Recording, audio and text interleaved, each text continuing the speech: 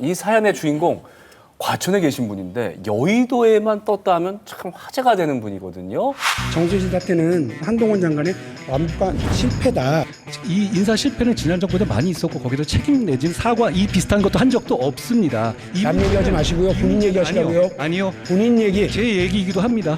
어떤 법을 만드시겠다는 취지십니까? 제가 지금 왜 질문을 받아야 됩니까? 아니 대정부 질문이에요. 대국회 질문이 아니고요. 위원님. 답을 하세요 그냥. 위원님. 제가 물어보는 게 안 됩니까? 어떤 법을 말씀하시는 건지 물어보면 안 되는 거예요? 요즘 이제 인터넷 커뮤니티에는 웹툰까지 한동훈 장관을 패러디해가지고 이 한창 인기를 얻고 있는 와중입니다. 네. 제목이 이제 편의점에 간 한동훈 장관인데 제가 그러면 알바생을 한번 해보도록 하겠습니다. 네. 네. 카드 앞쪽에 꽂아주세요. 아니요. 저는 카드 결제를 하겠다는 말씀을 드린 적이 없는 것 같은데요. 그럼 현금 결제하시겠어요?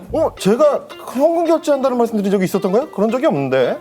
아니, 결제 뭐로 하실 건데요, 그럼? 제가 물건을 사려고 한다는 건 어떻게 아시는 거죠? 장담하실 수 있습니까? 저는 다 걸 수 있습니다. 뭘 사실 겁니까?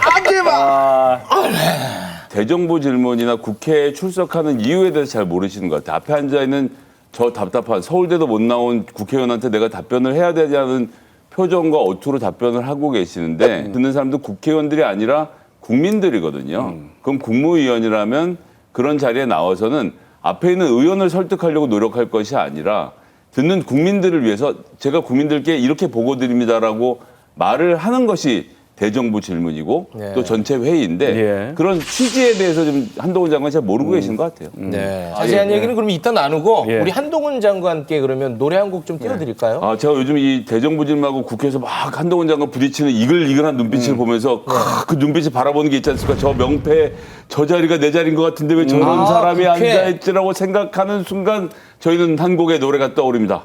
우리 90년대에 비닐 바지를 입고 나와서 세상을 뒤흔들었던 남자 JYP가 부릅니다. 네가 사는 그 집.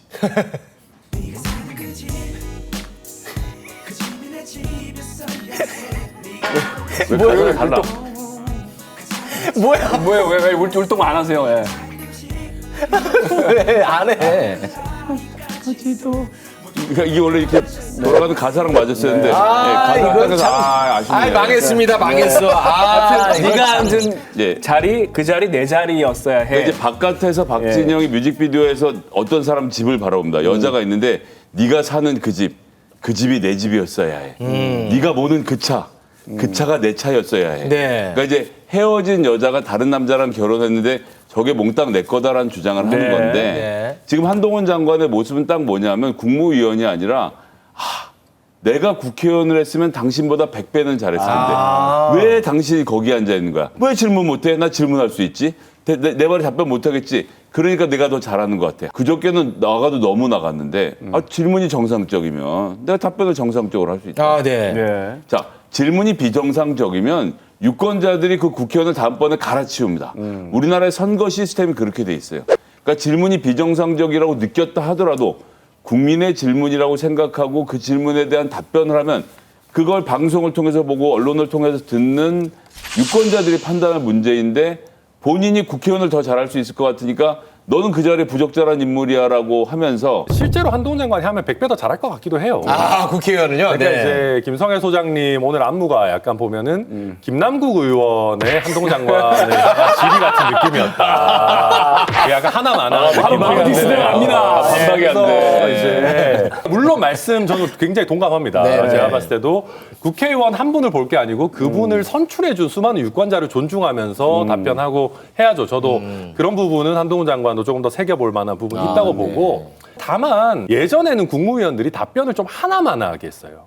그러니까 얘기하시면 제가 그걸 새겨보겠습니다. 뭐 잘 검토해보겠습니다. 명확한 답변을 안 하고 넘어가는 일들이 굉장히 많았어요. 근데 어찌 보면 시대가 좀 변한 걸 수도 있겠다. 뭐 제가 나이가 그렇게 많은 건 아닙니다만은 이제는 물어보면 거기에 대해서 답변도 하고 예를 들면 말도 안 되는 얘기하면 거기에 대해서 반박도 하고 좀 그냥 시원시원하게 하는 트렌드로 좀 가는 거 아닌가 싶기도 하고 그렇기 때문에 한동훈 장관이 어찌됐든 보수 지지층에서는 큰 팬덤을 짧은 시기에 또 확보한 거 아닌가 생각도 있습니다. 그러면 우리 한동훈 장관한테 시원한 노래 한 곡도 추천해 주시죠. 네, 한국 트렌디 드라마의 효시죠. 거의 뭐 시청률 한 40%를 찍었던 것 같은데 드라마 질투의 OST 노래 제목도 질투입니다. 들어보시죠.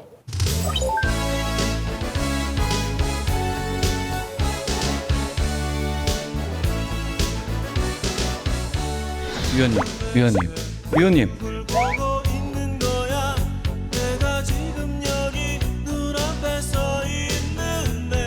생긴 지 2년밖에 안 됐습니다.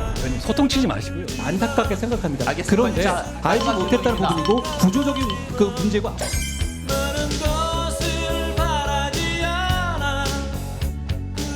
예, 말씀 잘 듣겠습니다. 들어가세요.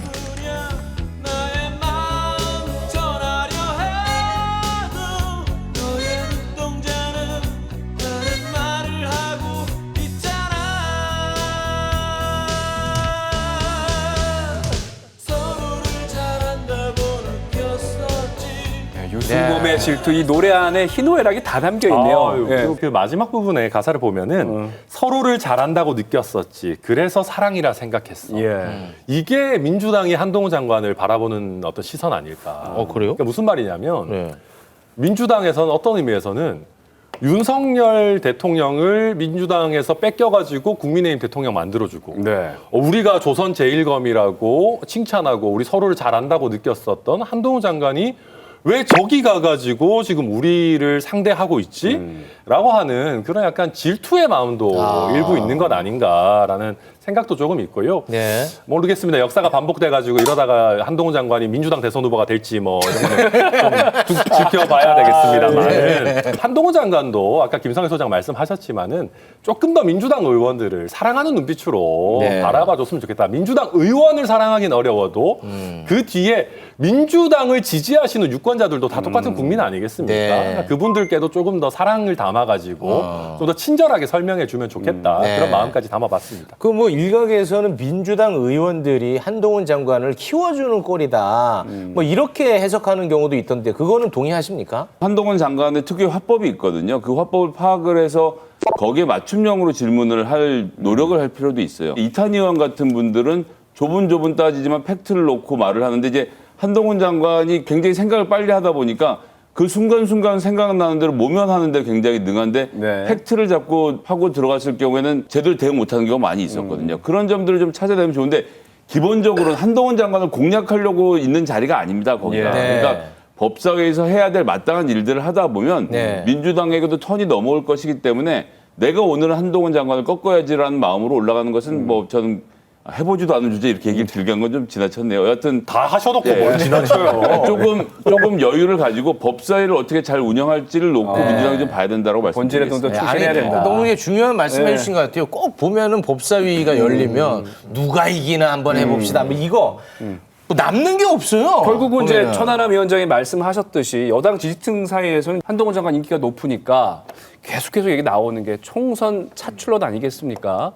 임경빈 이제 어떻게 보세요? 한 사실 장관 나옵니까? 서울 수도권에서 이제 내년 총선을 향해 뛰고 있는 국민의힘 주자들 입장에서 봤을 때는 지지층을 결집시키는 데 있어서 한동훈 장관만한 카드가 또 없기 때문에 다만 긴 안목으로 봤을 때 결국 뭐 한동훈 장관 입장에서는 그냥 국회의원 한두 번 하고 끝낼 정치 여정이 아니고 길게 보면 이제 대권까지도 꿈을 꾸고 있을 텐데 그 과정에서 그냥 서울시장으로 직행하는 게 낫다라는 한동훈 장관 주변 참모들의 조언이 또 한쪽에서는 있다고 합니다. 뭐 저도 따로 취재를 해보니까 그런 얘기들이 들리던데 그걸 놓고 아마 총선으로 갈 거냐 어떤 다른 정치 과정을 거칠 거냐를 놓고 상당히 고민하는 기간이 내년 총선까지는 아마 한동훈 장관한테 이제 놓여 있지 않을까 네. 그렇게 예상이 됩니다. 알겠습니다. 이제 민주당 얘기를 또 좀 해봐야 될 것 같습니다. 민주당 의원 5명이 후쿠시마 원전 오염수 방류에 대한 항의의 차원으로 일본을 이제 향했는데요. 네.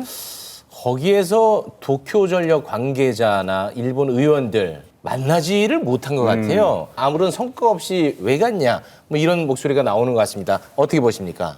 너무 급조해서 가셨어요. 네. 그러니까 무슨 간담회 장소도 제대로 못 잡으시고 심지어는 도쿄전력 본사 위치도 제대로 파악을 못 해가지고 네. 이상한 데로 갈 뻔했다가 뭐 겨우겨우 찾아서 가고 뭐 정말 만나야 될 사람들 아무도 못 만나고 결국 그냥 우리끼리 그냥 모여가지고 사진만 찍고 네. 오시는 그런 모양새인데 결국 이런 어떤 준비되지 않음이라는 게 보여주는 것은 민주당에서 윤석열 정부의 외교가 준비되지 않았다라고 지적하면서도 민주당마저도 급조된 어떤 정치 행보를 하고 있다. 네. 이게 결국은 윤석열 정부 때리기에만 좀 급급한 그런 모습 보여주는 거 아닌가 그렇게 보입니다. 네.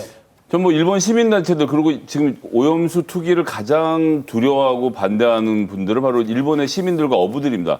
이런 분들과 연대를 만들고 이런 분들과 얘기를 서로 나누면서 이 오염수 방류 문제를 이 국제사회 공론화하는 과정은 반드시 필요하고 거기에선 야당의 역할도 같이 있을 거라고 생각합니다. 근데 아니 그 뭐 그렇게 두루뭉술하게 하지 마시고 두루뭉술하게 한 거지. 아니 뭐 그렇게 그만해요, 하세요. 그럼. 난뭐 김병민 최고위원이 나오셨나 했어요. 아니, 나도 배웠지, 그렇게. 그러니까 방법론이 어땠냐는 걸 질문한 거잖아요. 예전 저도 급하겠다고 준비를 했다고 생각을 해서 전 시민단체를 잘 만나고 왔으면 좋겠다는 바람인데 그 결과 아직 나오지 않았으니까 네. 하루 이틀 지켜보고 그땐 제가 출연 안 하니까 어쨌든 좀 다른 분한테 물어보세요.